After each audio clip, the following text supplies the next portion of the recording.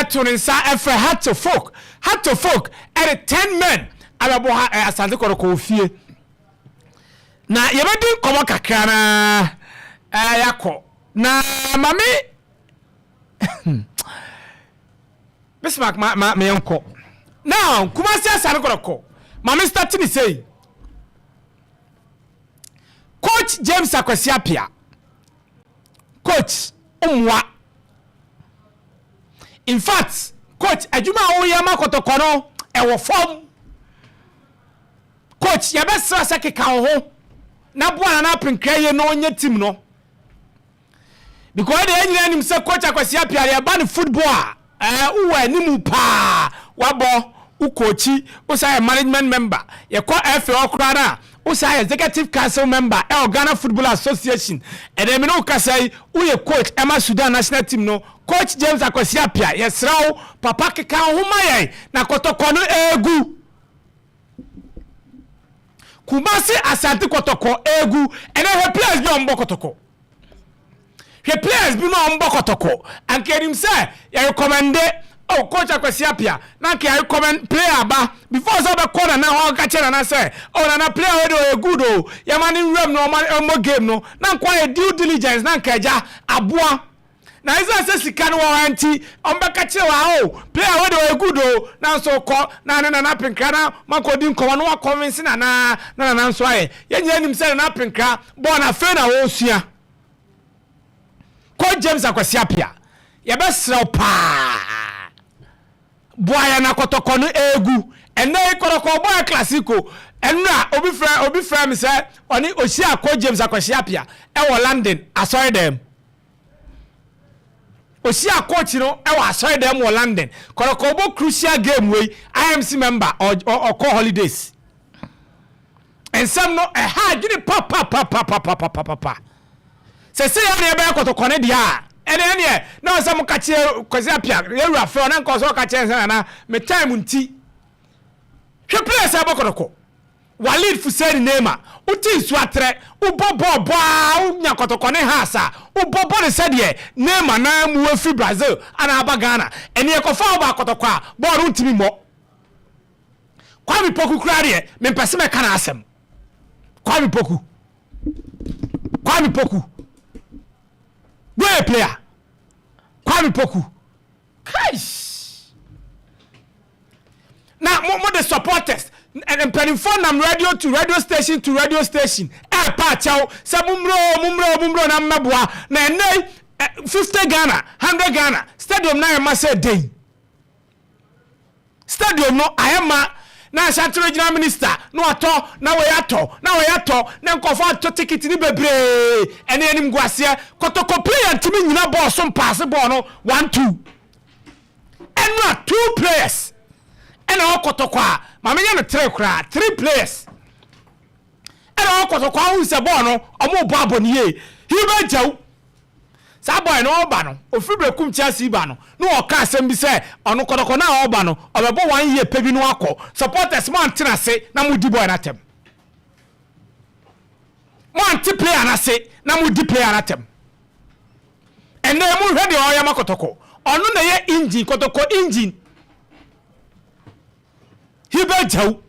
eno no ana lodamu a ana Patrick se na hu se omu ye bibi Henry Ansu de enya Henry Ansu where ba Kotoko na minim technical okay say no na Kotoko ni coach eno abona na ye ebo no who clearly say Kotoko no mu ni coach team at the red card 26th minute red card 26th minute and a team at the red card one ma di Ramani asa bo asas hey ya wadi Nyankopon Kotoko ni coach Prizosu on the wa boche obia coach no enye on Kotoko na coach o na coach na what say nya ho e bisa post match ase a o say I'm the best man for the job wanna catch you coach Prizosu say you are the best man for the job wanna catch you mama na pinkre bressa dey Obresa mumwa players mo da dem ye tua mo light bill e bi da air condition mu ejana mo pera mu di ye tim yema mu mi e da ne ensa anyama mbiem wali name afuseni uwo nsu atana age sei uwo nsu atana na minim de tia Mohamed Kamara na still no mda so e ma ne da Kotoko goal post Mohamed Kamara no minim de tia still no da so da Kotoko goal post esa se player no ma bora se contract no on sign mo Aziz Haruna dai wo honum adentina mo ma boy ne confidence no na goal post ni ma sa Kotoko na Mohamed Kamara da bia mistake no da so dem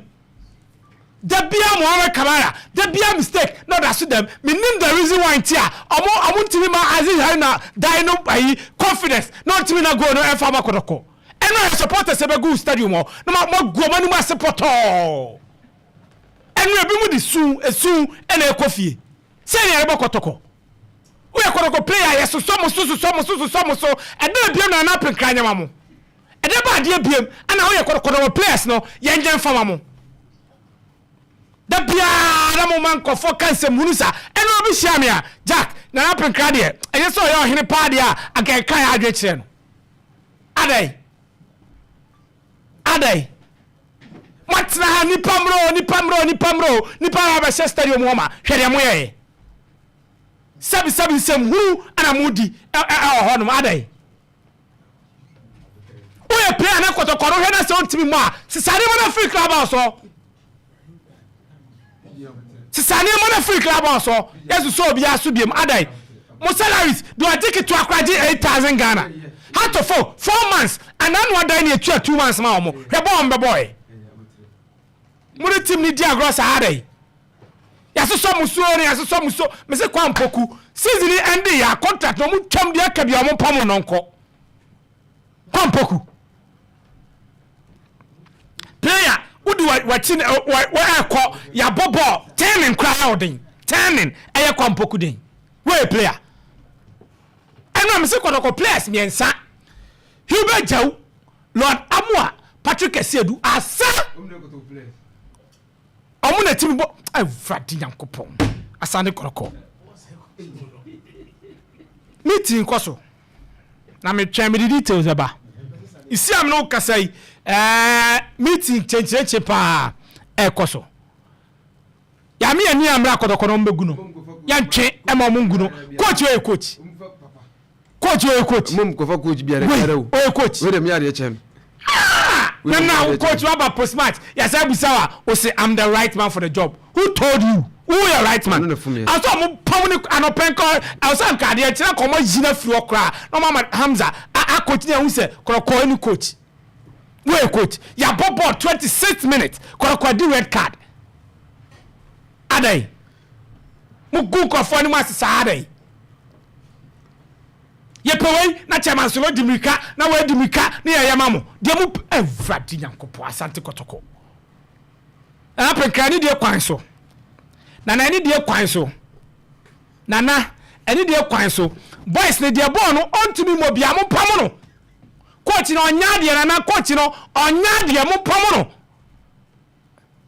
anya hinie pa na udia se de eno na nkofo asia hit no obi se rachem